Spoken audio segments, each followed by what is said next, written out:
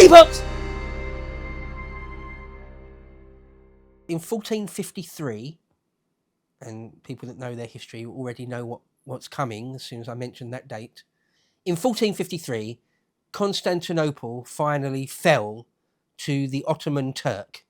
So all the trade that had historically come from the east, literally come through the Silk Road from the Far East, had usually quite often found its way into the markets and bazaars of Constantinople and then on into Europe proper.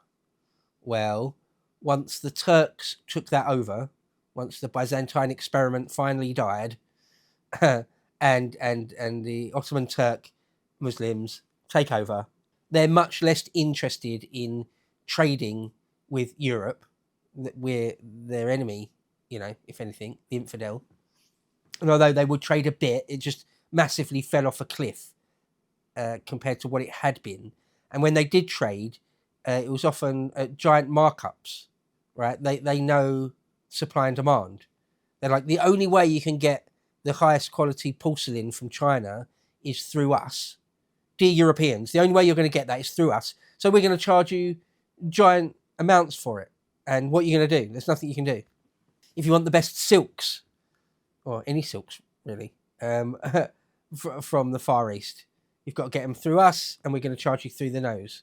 Tea, spices, all sorts of things. So it would be nice if Europeans, particularly wealthy relatively wealthier Western Europeans, seafaring peoples, if we can just cut out the Turks entirely, just cut them out, we'll find ways to get to the east and back on our own. How about that?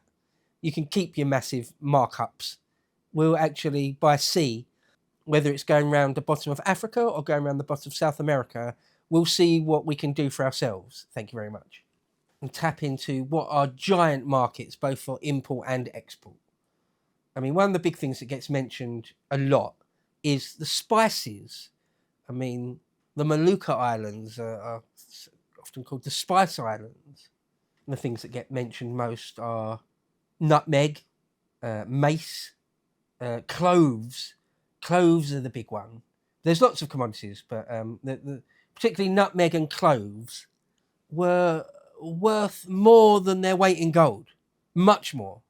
It's a bit weird now because, nowadays you go into a shop and look at the selection of spices they've got to choose from. You're not really going to look at nutmeg and cloves all that closely, right?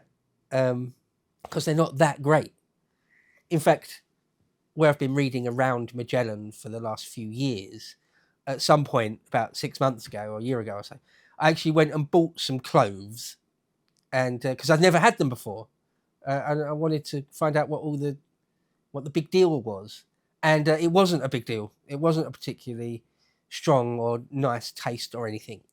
You'll use pepper or paprika before you use cloves, right? You'll use you'll use many other spices and flavorings and seasoning before you go to cloves, probably. I mean, there must be some big cloves fans out there still, but it's not great. But one of the things back then,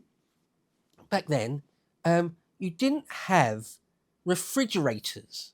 Again, we live in a modern world, don't we, where we take many things for granted, but without those things that we take for granted, it means a whole different world.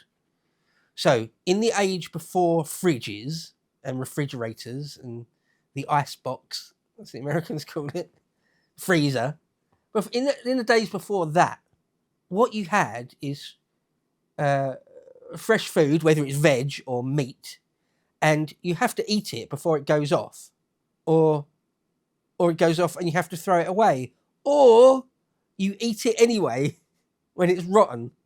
So, in other words, it was very common, very common in the pre-modern world that you eat meat that it might be a bit rancid. It's either beginning to go off, it's right on the cusp of going off, or it kind of has already gone off. But meat is rare. You haven't got that much protein in your diet, and it's probably not going to kill you. It might give you a bit of a dodgy stomach for a bit, but you'll get over that. But what's more important is that you don't waste the precious meat and you don't waste the precious energy and protein, especially if you're poor, a nice bit of cut of meat would be a real luxury. So if it's got a little bit brown, you're still going to eat it. Okay, so that's a reality, at least for poor people, in the pre-modern world, is that you may well be eating kind of rotten meat a lot of the time, right? So one way to deal with that is to cover the taste of even slightly rotten meat with seasonings and spices and anything you can do to sort of make it a bit more palatable. And one of the things was to use spices like nutmeg, mace, cloves. Another thing why cloves particularly was coveted, why there was such a giant demand for it, such a giant demand that, again, if you get a boatload of it back to Spain, that's a fortune, an actual fortune, is because they thought that, wrongly, they thought that things like nutmeg and cloves, particularly cloves, could help with medicine. They considered it a type of medicine. Again, we're before the scientific method, we're before the germ theory of disease. 15th and 16th century doctors were not doing things scientifically. So they thought that cloves could help with plague. If you caught the plague, it depends what type of plague it is and when and where you are, but it wasn't 100% death sentence. It is possible to get, even then, to get the bubonic plague, come out with the fever and the rash and the buboles, and then you don't die. You get better from it. You recover from it. It's rare. It's rare for that to happen, but it did happen. And it also showed that once you'd had the infection, you won't get it again, like chickenpox. So you're immune to the plague if you ever get it and survive. So anyway, all different people had all different theories, crackpot theories, about how to manage the plague. Of course, it's an infection, isn't it? It's a bacterial infection. So anything short of antibiotics is not really going to do much. But nonetheless, they thought that cloves might help. So again, another reason why it would be so valuable.